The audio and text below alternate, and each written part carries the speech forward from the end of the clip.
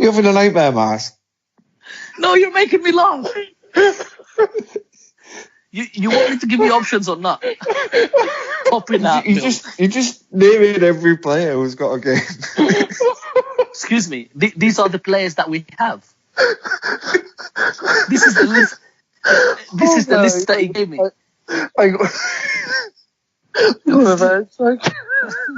See, even when I do my research, you guys laugh. Fine, that's it. No singing, no research. One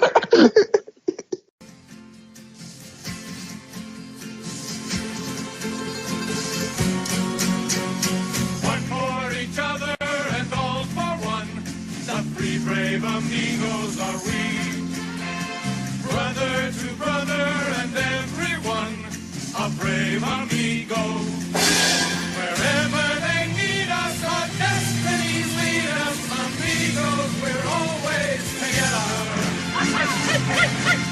Hello and welcome to the Three Amigos FPL show ahead of blank game week 31. I'm your host, FPL Marple, and alongside me as always are my amigos Marz and Dale.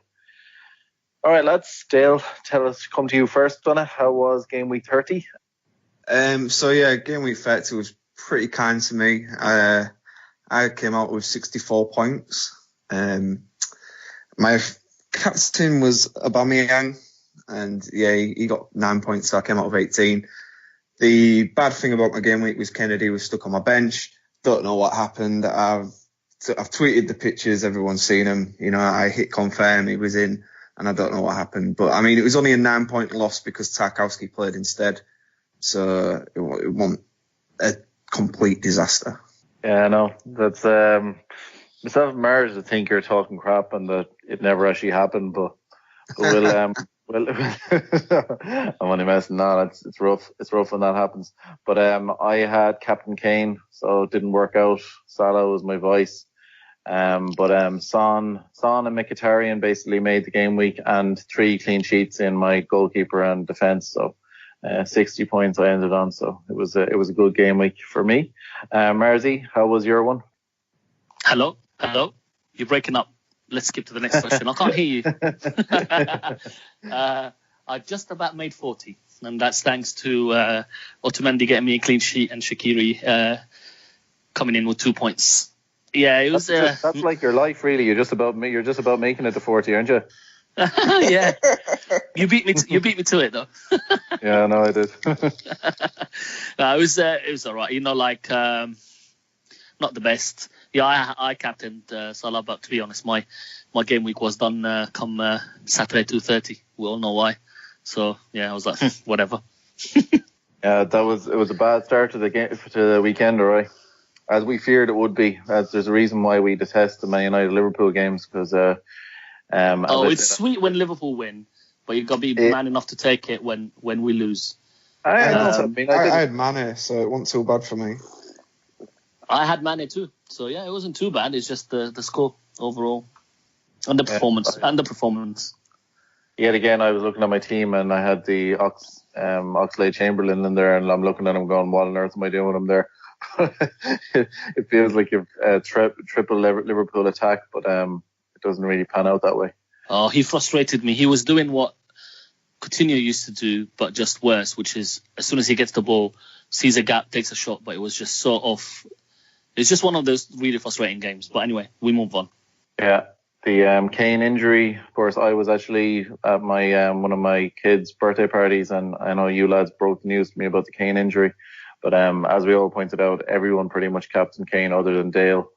So it was and Kat Mortensen. I'll give her a shout out too. She went for Marz. So fair play to Kat. It's nice when them kind of differential captains work out. But I think everyone having Captain Kane, it affected everyone kind of evenly. I want to give a shout out to the Aguero captainers who unfortunately had Salah or Kane as a vice captain, because it was a brave and a good move, but unfortunately for them, obviously Aguero was injured and then they ended up with 2 or 4 points. But it was a fair move, to be honest, a Monday night captain. So we'll give them a shout out as well. To be honest, when I was even looking at the captaincy, and not a word of a lie before the game week, I looked at Son and I went, based on the way my rank is, and I went, you know what, maybe Son would be the intelligent captain here. He's good fixture.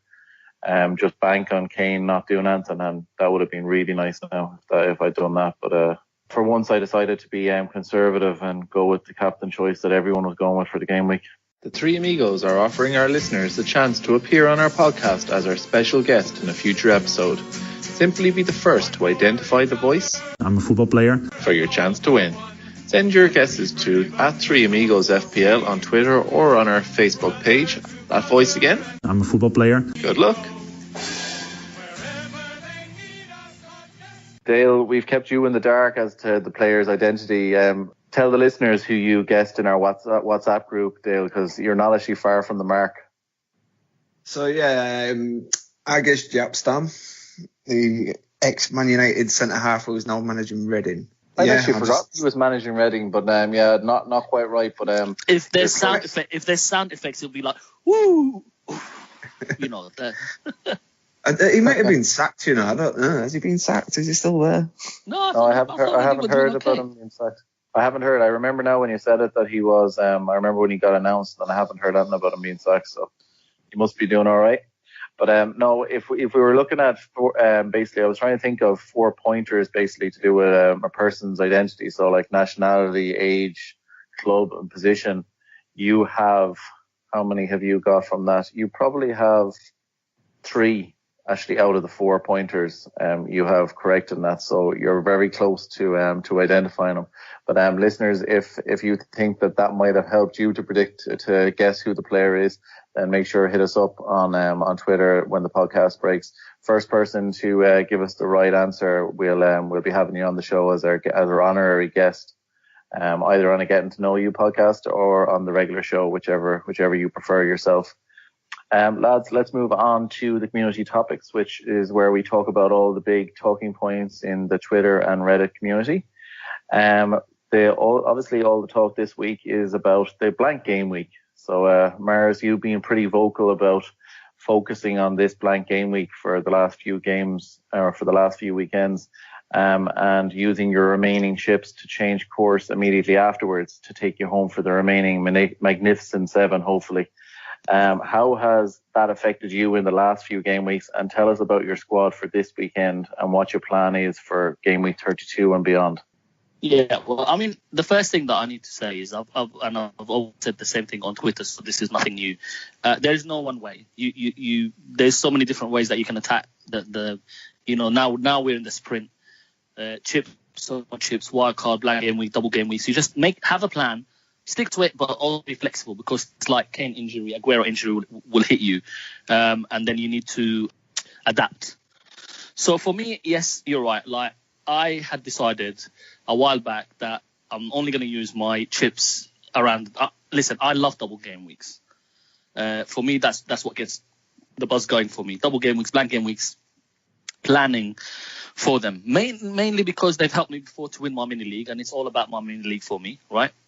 I look around in the mini league, and a lot of the guys that are around me, I'm 4th, stroke 5th at the moment. I'm up and down. I think I'm back to 4th now, and not far away from the top. And these guys, none of them they will not field an 11 without taking massive hits. You're looking at maybe 7 to 8 players, and most of them already have transfers. So they're going to need to take 2, 3, -8, -12 to do it. Some of them I know they're too conservative to do that. So for me, I see that as an opportunity. So I had already planned that I'm going to go all out for blank game week and use my free hit for 35, banking that a lot of the big teams will get to the semi-finals and then have a blank in 35, and that's when I use my free hit. Of course, unfortunately, like I said, you have to adapt. City lost their game, so obviously City won't blank. So I'm missing out on some of their players potentially, depending on how I set up my team. Now, to answer your questions, so I heard a lot, and I know Dale's been saying, don't load your team up with Deadwood, and I completely agree. It's not about. I could have 11 players, and I will have 11 players for Saturday. And, you pick Baines and Coleman goes and scores. Or you pick Mooney and DePostro goes and scores. Or, you pick Zaha, Townsend has a big game. So, but at least I have a plan. So from game week 25 onwards, I realized that I need a certain amount of players. Now, so the players that I brought in are people like Shaqiri, Firmino, right? And then I also brought in Theo Walcott. Who else did I bring in for this? Coleman, Mane. So I brought in Shaqiri in game week 25, and since then he got me game week 26. He got me three attacks, three attacking returns, so double digits in every game week. I brought him in for Arnautovic at the time, right? So he was out. I brought in Firmino for Aguero, and in between the two, Firmino has outscored Aguero, right? Coleman I brought in for Kenny last game week, so Kenny hasn't played. Coleman has done well. I brought Lossell in for Pope. Okay, they both got a clean sheet. So of course, then you look. I did bring in Theo, and I also brought in what's his name, Wilson and Francis, right? So for every Shaqiri, there's a Theo. Now, do I regret it? No, I brought in Theo for Lingard. Now, Lingard either hasn't played enough or might have scored one game that I probably wouldn't have kept him anyway. The one guy that I probably wish I kept was Son, but I had him for the double game week. He served me well, and then he went quiet anyway. I did consider bringing in Marz or Eriksen. Now, Eriksen hasn't done much in the last 3 games because he had a really good run of fixtures, but I think he only got 1 assist. Marz, the first game, he blanks. Second game, he gets a last-minute goal. And in the last game, he did well. So it was just one of those things that I decided instead I'll go Mane, who also did well, instead of, and I sold Sterling. So, I mean, I know I'm talking specific here, but I know a lot of people have brought in similar players. And my point is, you can get lucky if you plan it and the players do well, or you can. I don't think any of the players that I brought, bar Francis, who's a regular for his team, I would classify as deadwood. Right? I don't think Theo's a deadwood. He has potential. I don't think Wilson was a deadwood. They just haven't delivered.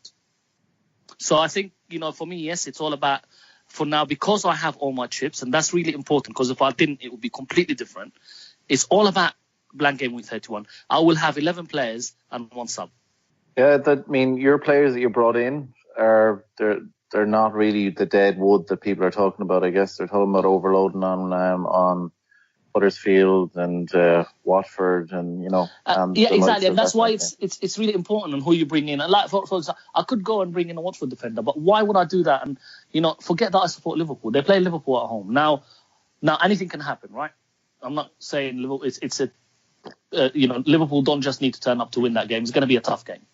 But I will not bring in a Watford defender, and I will not. But if I had a Watford, I have Mariap, and he will stay on the bench in case somebody else doesn't play. But of course, it's a bit for people that have one of your benefits is that you have your wild card to play in game week 32. Whereas I know Dale, yourself, and myself are without our wild card and our free hit chips. So we've had to look at the blank game week, I guess, a little bit differently, because by stocking up on blankers, we're leaving ourselves short of doubles for later on in the season. So how are you looking at this game week, players-wise, and how are you planning on overcoming our lack of chippiness, which is a word that I think is a great word for you, Dale. Chippiness. Yeah, I suppose. So yeah, Marz has already elaborated that he's got his chips and he's played this week accordingly, which is fine. What he seemed to do there, Dale, to be honest with you, was he just pretty much said, "Listen, I'm after doing everything perfect here, and screw all the begrudgers." Nobody basically was doing the entire time. It was like giving Marz a platform to say, "I was right, you were wrong." Never. I'm always right, by the way. Just so we're clear here. All right. So yeah, Marz has already elaborated on the fact that if you've got chips, then that's the way to play it. And if I had my chips, that is probably the way I'd play it too. As it stands, I don't. So I'm probably going to go into the week with 6 players playing, which to me is fine. It's going to be an average week. I'm not expecting fireworks. I'm tempted to captain Van Dijk, to be honest, just to play it safe and bank on the clean sheet. But the jury's still out on that one. I'll see what I'll do. I might end up bringing a 7th one. We talked about this before we started recording. I like the look of Huddersfield and Bournemouth's next few fixtures, so I might bring in a 7th player from one of those. I mean, Huddersfield. I've said Huddersfield had gone in last week, and I think they might still get relegated. But if they're going to do something, they've got to do it now. Their last 3 games potentially are Everton at home, Man City away, Chelsea away, and Arsenal at home. You know, that it's going to be a tough ask to get points from those 4 games. But they're coming up, they've got Palace, Newcastle, Brighton and Watford. So if they're going to stay up, they need to attack those games. And, you know, Wagner's quite a proactive coach. So, you know, he'll be aware of that and he'll be trying to go for it. And Bournemouth, they've got West Brom, Watford, Palace in the next 3. So, again, if I was going to look at a player for game week 31, then I'd be looking at players from them 2 teams, maybe Stanislas but from Bournemouth and Huddersfield. I'm not sure because I'd have to really have a look. I mean, the thing is, like, Huddersfield just drawn with Swansea 0-0, but it probably felt like a loss because Swansea went down to 10 men within 10 minutes and they absolutely dominated the game and just couldn't break them down. So, you know, you've got to wonder where their heads are at as well. But as for looking forward to game week 34, we know the fixtures for 34. And there's some good ones. Arsenal have got Newcastle and Leicester, which if Arsenal are back to being on form, then there'd be a team. Well, I've got 3 Arsenal players. I was actually going to ship them, but it's played to my advantage this week. But you've got to bear in mind that they're going to be focusing on the Europa League. I'm looking at Chris Wood from Burnley.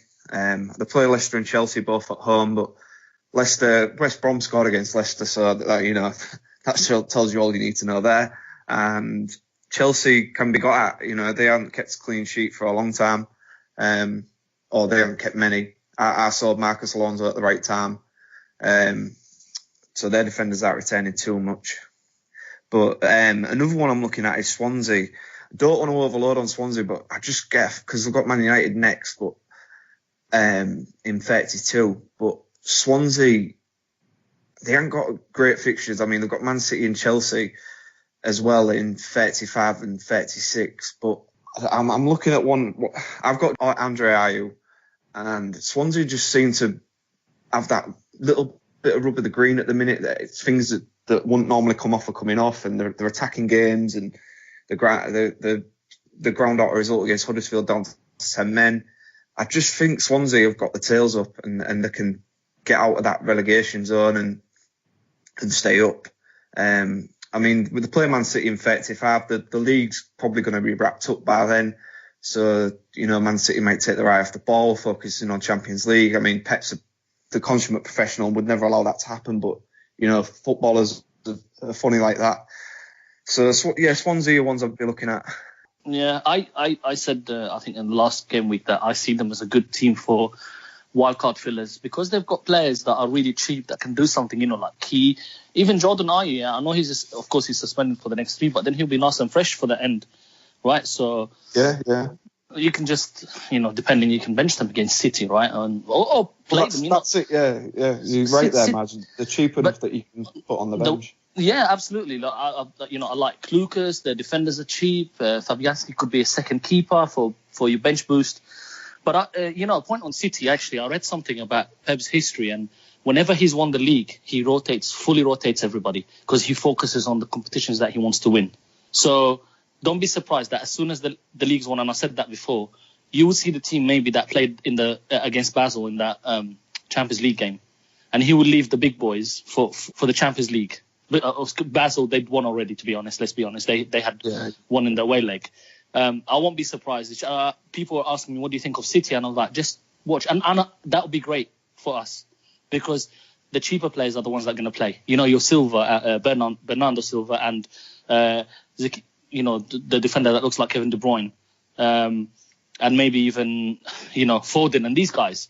They will get games rather than, and then the expensive ones will be rested. So, and the double game week is always, usually, it always seems like there's a lot of differentials score highly in the double game week as well. Yeah, there's always one. There's always one that comes up. Lads, what I want to do is go through the different positions, and we're going to look at the forwards first of all for blank game week 31. Dale, what's the latest? Did you hear the latest on Kane's injury? He was seen on crutches, I know, after Sunday's game, but what has Twitterverse and, of course, Ben Dinnery, what have they been saying about it? How severe does that look? So the last tweet I seen from Ben Dinnery was The press association say Tottenham will continue to monitor Harry Kane, but they do not expect an update on the striker's ankle injury for another 24 hours at least. So, it's hard to know. It's his ankle. The ankle's funny. He got up, didn't he, and tried to play on, and then he came off. So, yeah, your ankle's never a good one to go. I've broke my ankle before now, and I really hurt it, and it wasn't good. So it's a case of wait and see. But it presents an opportunity, and this is when I mentioned Chris Wood earlier. I didn't really elaborate on it, and this is what I was waiting for. Was this? So for me, if Kane's out, because I've got Firmino and Aubameyang, and most people will have premium forwards at this time of year. I think Kane being out presents an opportunity if he ends up being out for a prolonged period. He's the most expensive player in the game, so you can get anyone in. And I'm going to massively downgrade to Chris Wood, and it opens up opportunities in my midfield, and I can look to bring Son in and maybe Sterling. So I think managers, rather than be disappointed that Kane's out, which it's a blow, he's consistent and he's explosive, and he's captain material no matter who he's playing. You've just got to look at it as an opportunity. Yeah, it is. Yeah, for the active owners to basically to make up some ground or to do something. It's actually, you know what? It's, of course, nobody wishes injuries on anyone, but both Kane and Aguero being injured at the same time is good news from FPL point of view, because the template is going to be broken. There's going to be money flying around, and hopefully people will go for different players, and we'll see different teams out there. That's the one good thing.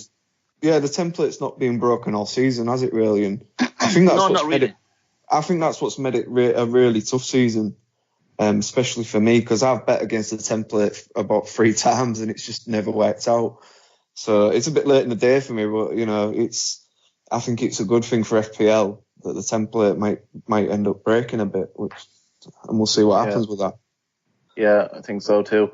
Of course, I think Aubameyang is looking like after the blank, he's probably looking like the no-brainer move. He's done well in the last couple of game weeks. I know you've been happy with having him on your team, Dale. He's cup tied for Europa as well, so he's going to get the minutes. Yeah, exactly. Yeah. Actually, there's a lot of options up front now. The one thing is, there's not one that is kind of banging hat-tricks in like Kane or scoring as regular as Salah, but there are guys who are consistently scoring at least 1 goal a game or getting returns. Yeah, I think we'll move on to them. Sure. I know especially we'll look at the blank game week because that's what everyone's thinking about it right now. But maybe we'll look at a few of the options and see where do we actually rate them for the blank and for the foreseeable in terms of priority of getting them in. Firmino looks like the no-brainer. Of course, he's owned by 42% of managers already, and we can expect to see that rise over the next week. Even without the injury, Kane was looking likely to be sold by many, and who were looking to maximise their blank game week players and also to avoid the price drops. I know myself, I made the decision last night to get rid of Kane. I sold him for Mooney as part of my blank game week plans. I had 2 free transfers. I brought in Mooney and Zaha for Mkhitaryan and for Kane. Because like that there, I just need to, I don't want to actually be watching to see price drops over the game week. But Marz, do you think I made too hasty in my move, or do you think it's looking like people should be moving away from him as quick as possible? I don't think you're hasty, because I think I've read somewhere that maybe you mentioned that the price is going to drop soon. I would say, they'll touch on it before the press release article saying, in the next 24 to 48 hours, we will know the extent of the injury. But people, we all know they just love pressing that button and selling. But if you look at Ben Dinnery, put a history of Kane's injuries. So 2014, he got injured in the under-21 game. He was sidelined for 26 days. In 2016 against Sunderland, ankle injury again, sidelined for 49 days. Last year, March 2017 against Millwall, he was again ankle injury, 27 days. So this is a minimum of a month here, so I don't think anyone can afford to hold on to Kane and that much money. Personally, myself, I might wait because even if I sell him, I'm losing 0.1 anyway. But I can see why people are selling because I don't think it looks good. And an ankle injury, Dale touched on it before, is going to take a while, at least 2 weeks to come back, if not more. So taking it for granted that, we'll assume for the sake of argument that the Kane is the one being sold, so money is no object. But all of the options really for this blank game week are all cheap as chips, realistically.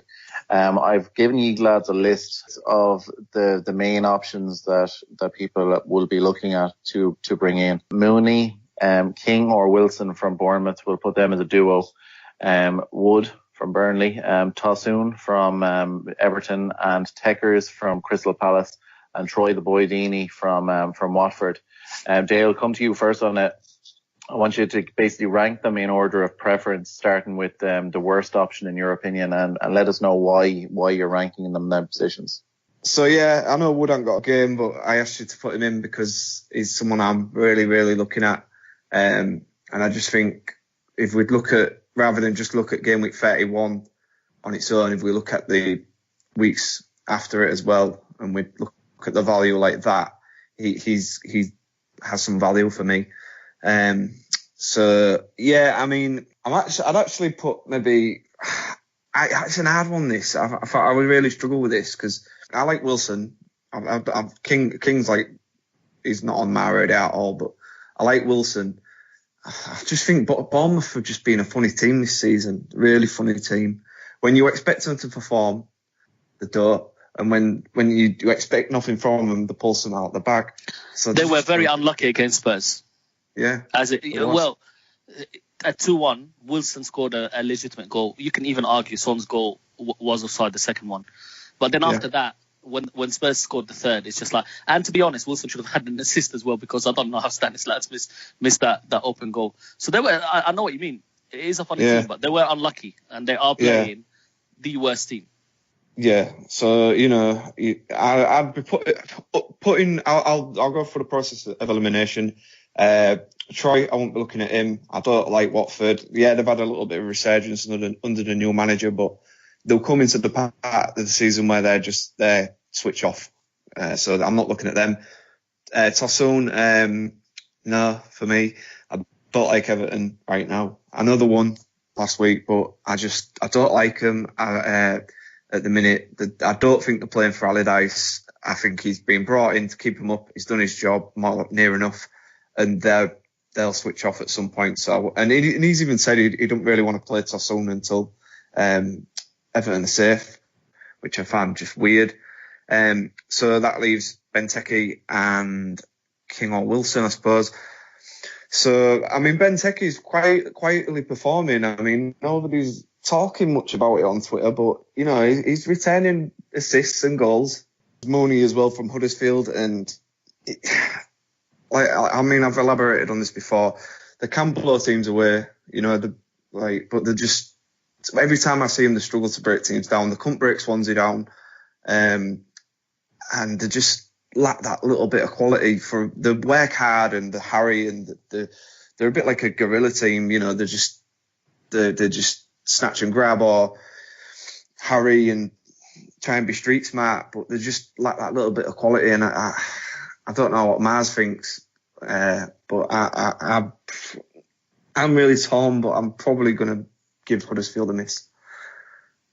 I see. Well, and Marz, what about you?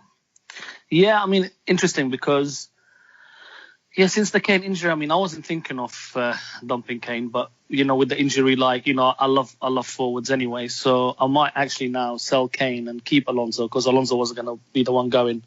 But I see much more points in forwards than in defenders. I mean, if you look at the fixtures, right? So the way I put it is, I looked at the fixtures and the value from 31 onwards. So obviously, a lot of the weighting was going to the fact that they play in 31, because for me that's quite important. So actually Mooney comes out first for me. The reason I look at the cost as well is for people who don't have the wild card or the free hit. These are cheap players that you can have premium forwards around, because most people probably want to play 3-5-2 if the money's in midfield. You want your third striker, somebody that you can bench if they play in a big team. So Mooney's quite cheap, and he can be explosive, actually. They were unlucky against one, and I said the same. Both were unlucky, and for FPL, it's probably one of the most annoying things when your team is unlucky, or when your player is unlucky. But this is the team that they beat 3-0 away from home, right? And let's be honest, Palace, they've done really well in the last 3 games. They've got nothing, so they're probably saving their game to beat Liverpool. The annual beat Liverpool game. I'm sure about that at Selhurst Park. So, but they're not with that Saka at the back. There's something that Tompkins has been brilliant, actually. Patrick Van Aanholt is more attacking than anything. Kelly, as much as I love him from his Liverpool days, I don't really rate him. And their keepers are not the best. So for me, I see them conceding. So then I look around and I think, well, you know what? Why not go for Mooney? He plays. But then even after, so for people who don't have the wild card, I mean, they've got Newcastle away, and then they've got Brighton away. They're not 2 bad games. And like Dale mentioned, after that, they've also got a home game against Watford, right? And then the tough games start. Then they've got Chelsea. Then after that, they've got Everton at home, which is not an easy game. And then Man City, etc. So the next 3-4 games are huge for Huddersfield if they want to stay in the Premiership. So I think Mooney would be a good pick, even for someone with a wild card if they want to save money, and for 31. So that's why he's at the top. Probably followed by, that's where I agree with Dale, with Wilson, King. Because again, Bournemouth, we said, they're playing probably the worst team. They're gone. I'm surprised it wasn't him who was sacked rather than Pellegrino. But, they're playing West Brom. And like I said, they had chances against Spurs, and that's not easy. I was really happy with Francis, who's my defender, who will be playing, because he nearly scored. I'm like, don't score. You're my third sub. Don't you dare. But after that, they're playing Watford away, which is, Watford, they like to attack at home. Bournemouth actually they're not bad when you attack them. They want to play football, right? And then they've got, after that, they've got Palace at home. So that could be a 6-pointer for these guys, right? Bournemouth and Palace, they might be fighting for relegation, which is really good for us FPL managers.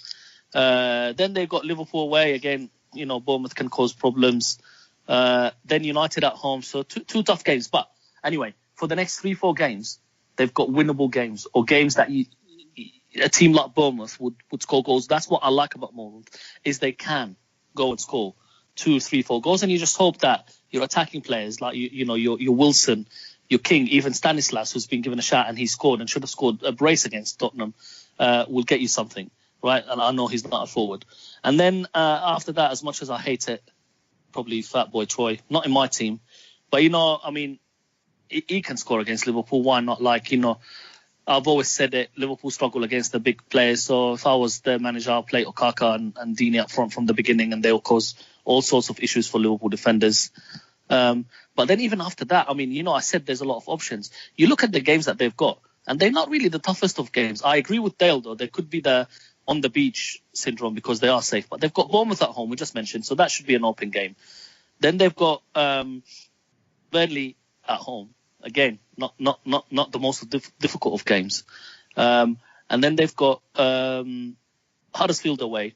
Again, could be anything. Huddersfield could be fighting for to stay. It could be an open game. Again, what I'm saying, it's not the toughest. Crystal Palace at home, not the toughest. And then they've got Spurs away, so it starts getting tough. But this is game week 36. So if you're thinking about the next 3 to 4 game weeks, Dini is not actually a bad option. Like I said, not in my team. Then you've got Benteke. Again, Dale mentioned it. He's been getting an assist or scoring in the last 4 games or 3 games apart from Chelsea. And again, if you look at their picture, he's got his favourite team. So they've got Huddersfield. So, anything in that game, again, it's a 6-pointer for these teams. And that's why I'm hoping that people are wrong about game week 31 and we see lots of goals. Then you've got He's got his favourite team, Liverpool. Always scores against Liverpool. Mark this comment. Then you've got they're playing Bournemouth away, not a tough game. Brighton at home, not a tough game. Watford away, not a tough game. So what I'm trying to say is there are options for sure, absolutely. And then the last two on the list will probably be the Burnley forwards. So I know Dale said Wood. I prefer Barnes because he's cheaper and actually starts more than Wood recently, maybe because Wood was injured. But Burnley just don't score a lot of goals for me. I know they just scored against West Ham like 3 or something, but not for me. And then Tosun, only because, again, I see him getting a goal again. And that's not bad. Don't get me wrong. That is not bad. I mean, I know we're looking at cheap forwards, but if you look at Lukaku, he does exactly the same thing, and he's 5 million more expensive or something like that. But if you look at Everton's fixtures, and at home they're quite stronger. They've got the derby coming up, so they would want to beat Liverpool. They've got City. They're the only team that got points out of them at the Etihad. Not difficult fixtures, but he's expensive. He's 7, nearly 8. I might as well just get Vardy or Firmino for that money. Yeah. And that's why he's bottom of my list. Just before anyone says because he's an Everton player. Yeah, no, it's very true. Because I know Tosun he's been getting a bit of a good bit of mentions recently with 2 goals, consecutive goals. He started off a bit slow with Everton, but yeah, with the blank he's getting a bit of interest. But I'm happy with my Mooney shout because like you guys mentioned there, and whenever I've watched Mooney, he looks really good. Like he looks big, strong. He looks like a perfect kind of Premier League striker. So I'm keen on Mooney.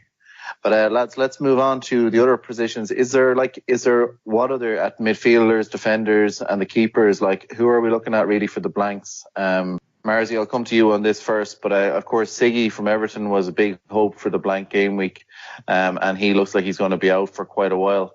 But is there any of the other players that are going to be playing in this blank game week that you think people should be looking at?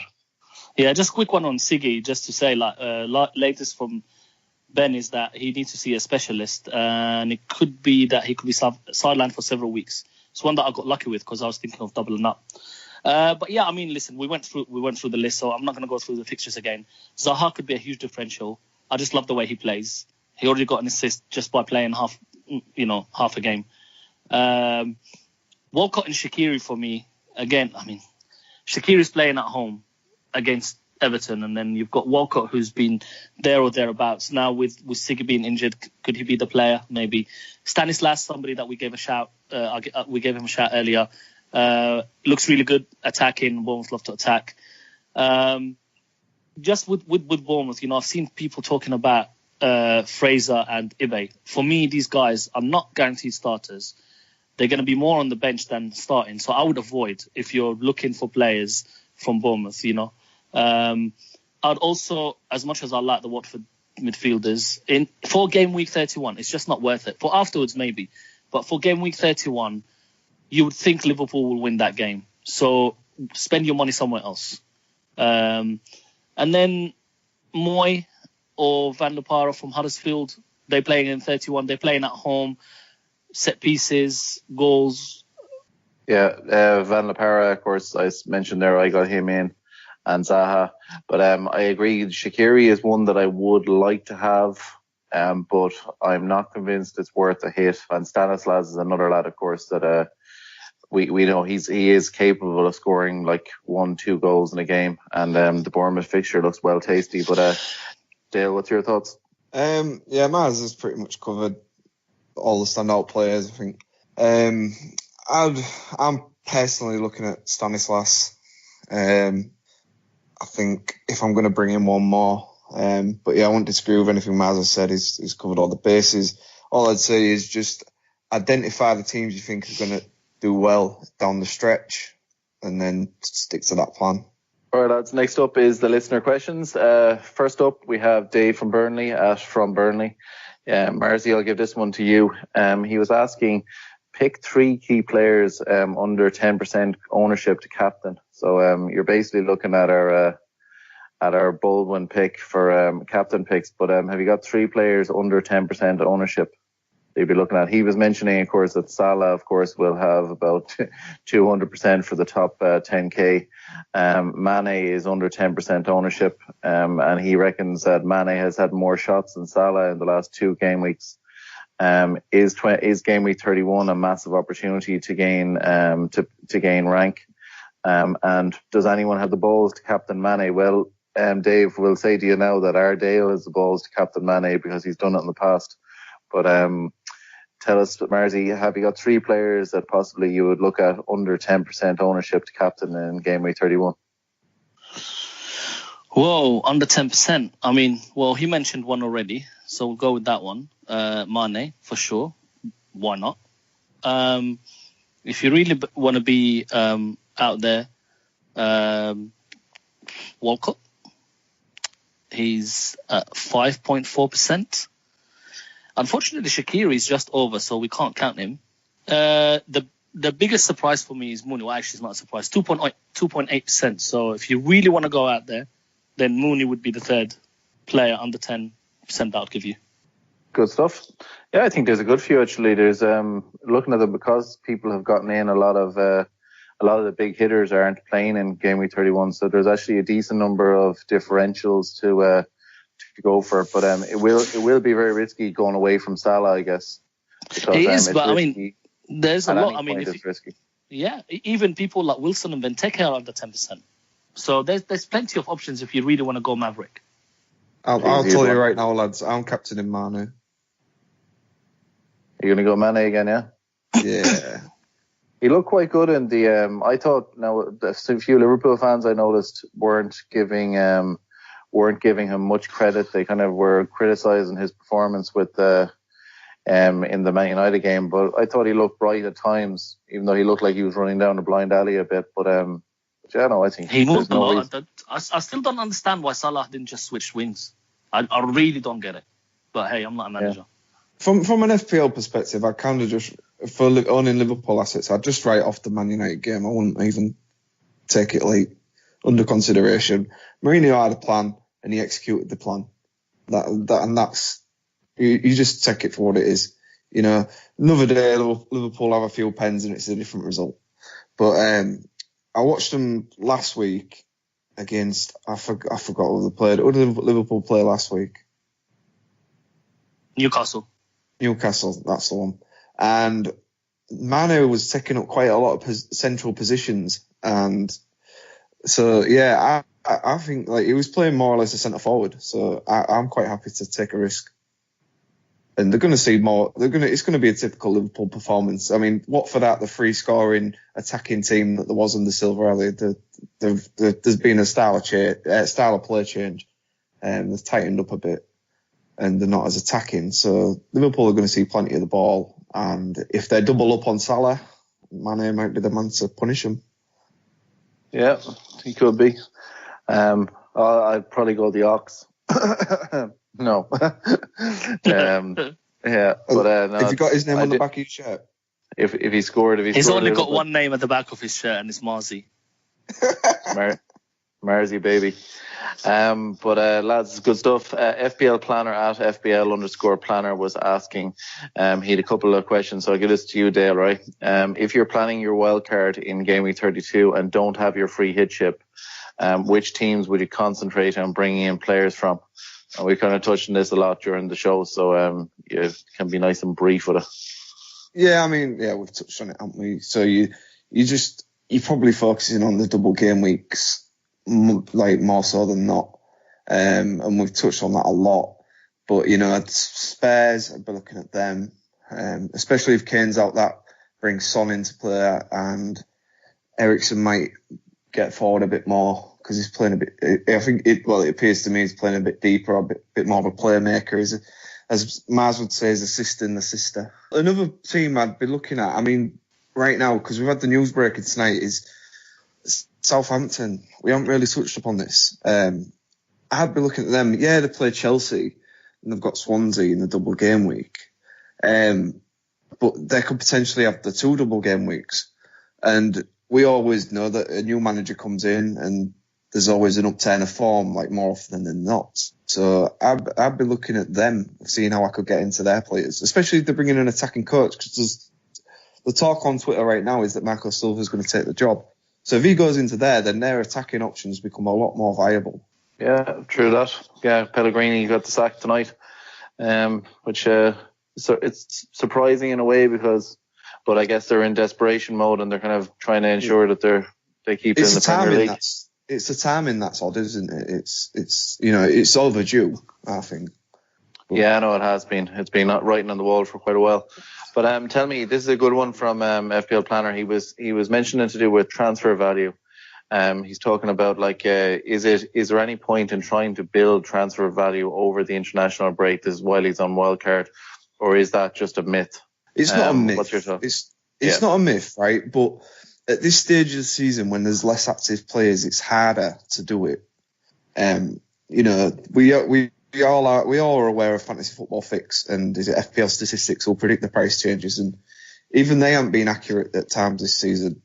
And it's a hard thing to predict. And with less active players, there's less transfers, so that means there's less value fluctuations. So it's harder at this point of the season to raise your team value than it is earlier on in the season when you use your first wild card. So, I'm not saying he won't be able to do it, but if he's playing his wild card anyway, he may as well try. But it's not going to be easy. Yeah, no, it's true, but it's definitely not a myth. I mean, and I think one thing I do love having a wild card active over an international break because you have so much time to play around with it. And it's because there's less active players right now, and that's what will make it that much more difficult. Yeah. Can I just quickly jump in with regards to wildcards? Right. So I'm taking this from Ben Krellen's timeline. All the blank game week 31 fixtures will be done and dusted, and then we've got the blanks will be confirmed for blank game week 35. So then you know which teams are playing and which not, because the cup games will be done. There is no replays because there will be extra time or pens. Then the fixtures for double game week 34 and 37 will be announced by the Monday, right? So if you're activating your wild card, just wait and then start bringing in the players once you know what's happening. Okay, Marz, next question is from Hutsu. He was asking, question one from him is, with Everton's away form so bad, are we considering their players at all for the blank game week? Quick 3-word answer on that one for you. Yes, but not too many. There we go. Yeah, I'll let you expand on that a little bit, Marz. Baines or Coleman and a midfielder. If you don't have a midfielder or if you don't want a defender, go with Tosun up front. That's it. They're playing Stoke. They're not playing Barcelona. They are playing away from home. So anything can happen. Let's hope for a high-scoring game. Yeah, I've got Pickford. Stoke Alona.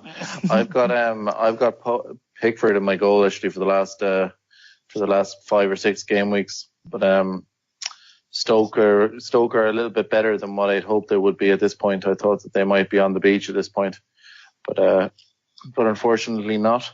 Next up is from Motsu. Was question 2 is, how many hits are too many to take for blank game week 31 for attacking players? So he basically how many hits are too many to take? He's obviously taken from this point of view, by the way, that he's already owned players are less than 5. So how many hits would you go for blank game week 31? -8 maybe. It really depends on your situation. Is it mini league? Is it OR? Do you want to have fun? I would say -8. I've done that before. Don't forget, I do agree with this one, as silly as it sounds. If you're taking a player that's not playing, you're bringing a player that is playing, it's not really -4, it's a -2. Yeah, whatever. -8. Yeah, I know. I've seen that and I know that, but one argument I'd say with that is, unless you've got a wild card and a free hit, you're going to be left with that player afterwards. So yes, of course, yeah. For another transfer afterwards. So you do have to bear that in mind with some players that you're bringing in. Next question for Dale. We'll give this one to you. Ben Coles at BenC231 was asking our thoughts on Pritchard. So what do you think on him? Yeah, he has looked lively, and I think if Huddersfield are going to do something, then he looks like the man who might have that little bit of magic, or he just might get on the score sheet. It's again, it's we've mentioned it. These are the games that Huddersfield need to win. So if they're going to do something, they're going to need to do it now. So yeah, if you believe that Huddersfield are going to kick on and stay up, then Pritchard is one that you should be looking at. Good stuff. Razzie Boy at Dunst Magnet was asking, he's going to free hit in game week 31. So he's basically wondering when he should be using his triple captainship and bench boost. Marz, he wants basically max risk options. So if you're going to be risky, what way would you be deciding to play that triple captain and bench boost? I would bench boost in 34 and triple captain in 37. Mainly because 34 teams are still playing for stuff, most of them. By 37, you could get a lot of rotation. People in European Cups are later on. Some teams might be on the beach, and that's sometimes when actually a lot of goals are scored, which is why I would say triple captain. Good stuff. Marz FBL Ninja was asking Shaqiri or Tekers for game week 31 only. So I take it based from on that the fact he's leaving out Zaha, but yeah, go on. Based on the fact that he's playing at home, I would say Shaqiri. Shaqiri, yeah. And Marz, John G, Grifters United was asking, who from the relegation threatened teams do you have a gut feeling for the remainder of the season after the blank game week? So we're talking about basically from game week or from position 14 down. So early on, we touched on the fixtures. I'm not going to go through each fixture again, but I really like the way Swansea play. I like their manager. They go in for it. I know they were unlucky with the red card. So Swansea will definitely be... The good thing about them as well, I mentioned earlier, they are a wild card filler because they are cheap players. But, you've got Jordan Ayew, you've got Key, you've got Andrew Ayew, you've got Klukas, the defenders, the keeper. There's so many options out there, okay? Then looking at the rest, I mean, Jesus. It's really slim pickings. I mean, listen, we said Huddersfield have good 4 fixtures. So, pick their attacking players. Because they probably won't concede, but Moy could be a cheap fourth or fifth midfielder. Mooney could be a cheap third attacker. You stay completely away from West Brom because for me they're just gone. Stoke, maybe Shaqiri, Palace. They do have some good fixtures. Again, Zaha is a good player, Townsend is a good player, and maybe Benteke if you're really desperate. We need to see who the Southampton manager is because, a new manager will bring new ideas and then suddenly the players are re-energized and they want to play for the team and they don't want to go down. Southampton don't want to go down. I like Ward-Prowse, but because of his set piece and he's also cheap. So let's see, what do they do? What formation do they play? Who plays? West Ham, apart from Arnie, I'll probably stay away from the whole team. It's just the whole club is just upside down at the moment. And I could see them being dragged in. Okay, Dale, next question, and the last of our listener questions comes from Joseph Allegretti. He was asking, he has Virgil van Dijk, Mariappa, Salah, Shaqiri, Walcott, Firmino, and Wilson. So he has that group of blankers. He has 2 free transfers, and he's asking basically he wants to go for 3 to take a -4. And his options really are Stanislas, Zaha, Coleman, or Laszlo, Moy, or Mooney, or some combination of them. So who would you be recommending he bring in for a -4? I'd be tempted to give Zaha a little punt out of that little group, or Stanislas. It'd be one of the two. He can bring 3 in. So I think it's a good list. Go attacking. If you're going to take a -4, you want the players to... I wouldn't do it for a keeper. So do it for, Coleman. When I say attacking, Coleman could give you attacking returns. He could get a clean sheet. But then, as Dale said, you've got Zaha, you've got Stanislas. And if you want a striker, Mooney. So there's 4. Pick 3 out of these 4. Great stuff. Thanks, Marz. Thanks, Dale. Lads, we'll move on to the final section of the show, which is, of course, our captain picks. So our Barlow and Baldwin captain picks. Dale, come to you first on it. You know the drill. Looking at your own team, who are you going to be picking if you want to make a conservative choice in blank game week 31? And who are you going to go for if you're feeling frisky? That's our Baldwin pick. So yeah, the Barlow pick, I know he's got low ownership, but it'd be Sadio Mane. He's on a streak at the minute, and he's the type of player you've got to get on fast when he's on one. And the Baldwin pick would be Virgil van Dijk. I think that Liverpool will keep a clean sheet against Watford. He's a goal threat, and he likes a bonus point. So yeah, they're my two. Good stuff. And Marzi, what about yourself? Who are you going to go for Barlow and Baldwin? Well, Barlow's going to be Salah. Probably break the record for the highest captain player in a game week. Baldwin will probably be Mooney. I think he's going to be my transfer in. And I'll probably, if I was feeling frisky, I'll go with him. Yeah, I mentioned on Twitter, I think that, I'm used to you do tend to take my advice. So I'm glad you're listening to me with my Mooney shout. Well, it's the only thing that's scaring me of getting him. Great stuff, Marz. Thanks a million for that. And I believe you want to give someone a shout out on Twitter. Yeah, one of our followers and regular listeners, Roop Kieran, you can find him at Roop Kieran 16, has done a great piece of work, with a really lovely Excel sheet, color coded, even advice, information for the plan from now onto the end, highlighting the double game weeks and the blank game week and advice. Give him a follow. You've got people like Ben Krillin and now Roop Kieran doing some great work. And we really appreciate that because it makes it really nice and easy for us to follow. So great work. Top man, Marz.